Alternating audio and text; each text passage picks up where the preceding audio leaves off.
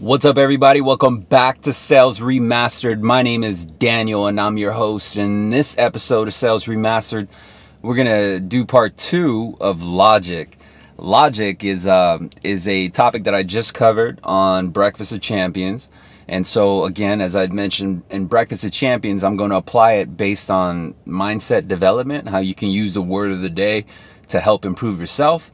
And in this episode, the second episode of the day, I'm going to also show you how you can use the word of the day to help improve your sales, your process, and your ability to succeed. So again, going back to logic, in the first episode on Breakfast of Champions, I talked about how logic actually kills your dreams. If you haven't seen that video, go check it out. It's the one that was uploaded right before this one. And the reason why I said that, well, you know what, I'll let you find out. So go check out the last episode. But now I'm going to show you how logic actually plays a role with decision making and how this applies to your prospects so that you can win and you can get that competitive advantage over your competition by simply understanding how your prospects make their buying decisions. So first off, I want to share with you that, Sales Remastered is a channel that's really based on selling to yourself first and foremost. And I'm confident that in order to have the right mindset, you need to know how to sell yourself. And I'm not talking about sell yourself to a company like a job interview. I'm talking about sell yourself, like literally sell to yourself to push past fear, or sell to yourself to push past regardless if you feel you're entitled or you deserve it, or regardless of what background, education, city, ethnicity, sex, whatever you may believe is standing in front of you. This channel is really aimed at helping you develop the skill of selling yourself on how to overcome those challenges or those roadblocks. And so we're going to cover how logic can help you in sales in itself. So first off, with regards to any prospect, if you really think about just sales in particular, when you think of sales, right, like us as salesmen, our profession pays us based on how much we sell, based on how good we are at sales.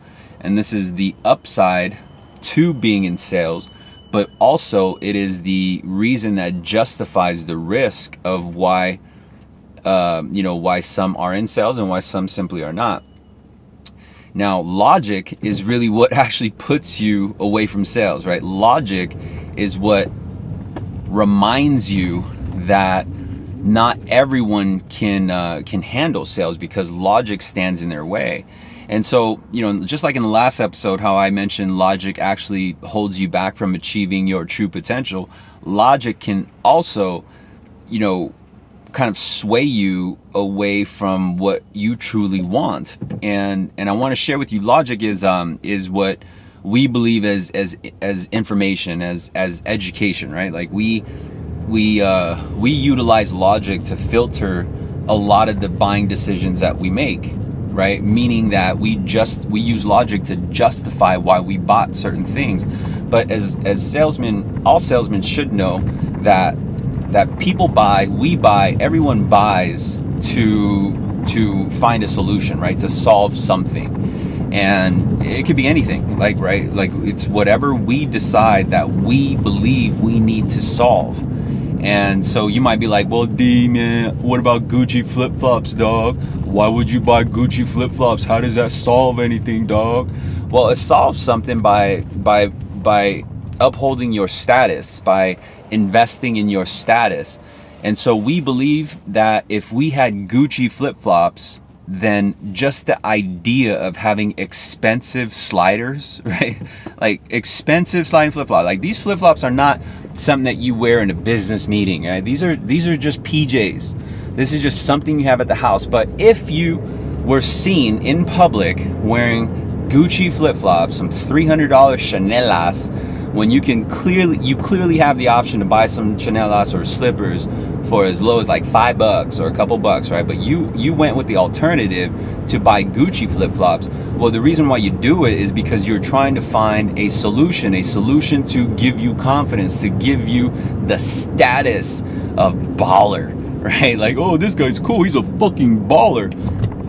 To each his own though, right? like if you ask your grandma, your grandpa, or your parents, like, hey, you know, why don't you wear these Gucci flip-flops? They'll probably tell you, because based on their logic's a little bit dated, right? Their logic is based on their generation. And so, you know, they may be a little bit more conservative, and so they have logic when they give advice, right? Like, they're not necessarily giving you advice based on their emotion. But I want to share with you, though, that the prospects that we engage with are really interacting based off of an emotion. It's not through logic, right? Like, unless you're talking to maybe someone, let's say an accountant or an engineer, those individuals are a little bit more logic oriented because they need to know how pieces go together. But, you know, for the general mass, it really has to do with just them trying to solve a problem. And so in sales, why I share this with you is because anyone you interact with, they're not buying your rate or fee. I can't stress that enough. They are not buying, technically, you know, the color of your widget. They're not buying the name of your widget, the brand of your widget. What they're buying is a solution to a void that they need to fill, right? And so going back to the Gucci flip-flops, you'd be like, yo, D, well, you know, how does that even play a role? Well, it plays a role because you are trying to fulfill your own status. And so you're willing to do anything, right, to protect yourself. This is survival. And sometimes we misinterpret it and believe that we need to buy very expensive material items in order to protect our status, in order to radiate confidence. And again, to each his own, right? Like, people will tattoo their entire body. They'll tattoo their entire neck, right, all the way up to their neck, because they want to radiate a status of, you know, bad boy, or you know, no worries, no cares, like they're their own boss. And at the end of the day, like, you know, they didn't necessarily buy it because of the price, right? Like, oh yeah, tattoo me on here because you got a special. I'm sure they paid extra. Not only did they have to pay extra, but they also had to make the decision, like, yo, bro, this shit don't wash off. Whatever you put on your neck, you better, you know what I mean? Like, you think that shit out. And nonetheless, people still react, right? And so we see this example all the time. Like, people they do things in order to justify their reason as to buying or investing time towards a specific thing. And we do this with hopes to protect our image or our status. And so if we want to come off frugal, if we want to come off conservative, and like kind of like Zuckerberg status, right? Like, I'm a billionaire, but I just wear the same shirt and same pants, is because his status that he wants to radiate is just efficiency, right? Is so, like, I don't want to think about what I have to wear because I need to put all my thoughts into developing Facebook or whatever the situation is. We have a decision to buy into the message that we're selling to ourselves, and commonly every single day we're selling to ourselves based off of logic, right? And so when we make our, like, for example, for your goal setting, you know, when you set your goals, you might be using logic to set your goals rather than emotions. Or when you, but compare it to when you buy your next car. When you bought your car, or when you buy your next car, is it going to be based off of logic, or it's going to be based off of emotion? I'm pretty sure it's going to be based off of emotion. And so when you look at the car you're driving now, or the clothes you're wearing now, there's a reason why you have that brand. There's a reason why you're dressed the way you're dressed right now. You know, you could be professional so that you could radiate the status of being, you know, professional and having your shit together. Or you can go completely opposite and just wear straight t-shirt, jeans, and a hoodie, because again, you're trying to radiate the status of freedom. Maybe you're trying to radiate the status of comfortable, you know, like whatever floats your boat. So I want you to pay attention to how logic and emotion affects you, because it affects your prospects the same way. And so here's the punchline: is how do you apply it towards sales? Understand that when you engage with prospects, more than logic, selling your product or your service, it's going to be the emotional tie that your lead or your prospect has to the results that your services delivers, right? It's not necessarily the logistics, like gym membership, right? It's not selling you on having to wake up early. It's not selling you on having to, you know, having to sweat so much where you're gonna have to take a shower, right? It's not selling you on the grind. It's not selling you on you being so sore that, you know, you can't even move, right? It's not selling you on any of that. It's not even selling you on, oh, you have to eat right. What it's selling you on is the results. And so when you go into the gym, you see pictures of people in great shape, right? Attractive people in great shape. And the reason for that is because they understand that you are attracted towards that. And so people will look at, you know, these pictures inside the gym of models who are in great shape and they're not fat, right? They're toned. And it's because they are you know, actually teasing your inner dialogue of having what you desire, right? Or having that type of confidence, having that type of status.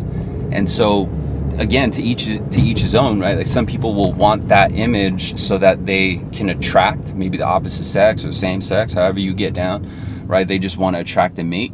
And then again, there on the flip side, there will be people in there that, you know, they have to do it because of a health purpose. Like they like their doctor told them, like, hey bro, you got to get in shape, you know. And so to each his own. Like you might look at that picture and be like, ooh, I want to be that attractive. Or you may look at the picture and be like, ooh, I need to be that healthy because if not, I'm gonna die, you know. So everyone has a emotional tie to the result, and that is what pushes you, right? Like my emotional tie to the result is that I work in a profession where I need to be confident. I need to be on my toes, right? I need to think clearly. And I have found that through working out and through cardio and getting that morning ritual in place, it positions me most effectively to win because I'm clear in my thoughts. I'm confident. I'm warmed up, and I'm the best version of me. So that's what roots me. It's not in the matter of, oh man, I need to wake up super early, or oh man, I need to go put on my gym clothes, or oh, you know, I need to do this one sequence. It's not necessarily that. I'm actually striving for the result of it, for the result of the process. And so once you figure out the result, right, the emotional tie of the result, then you just got to identify the process of how to get there. And that's where your sales game comes in. Is I think a lot of times salespeople are too busy selling the process, like the logistics and how to. They're not necessarily focused on or putting too much time on the emotional tie to the result from the process. So my takeaway here is that if you can learn how to sell first to the emotional result of your process, and then show them how to get it, and then talk about the price and the fees and the costs, you'll have a likelier chance of making that sale rather than doing it in reverse. See, a lot of salespeople talk about the cost or the points or the fees or the rates, and then they talk about the logistics, how to get it. You got to do this, you got to do that. And then they talk about the benefits, the results. So all you got to do is flip that around, and then you'll make more sales today. I'll see you at the top. Bye.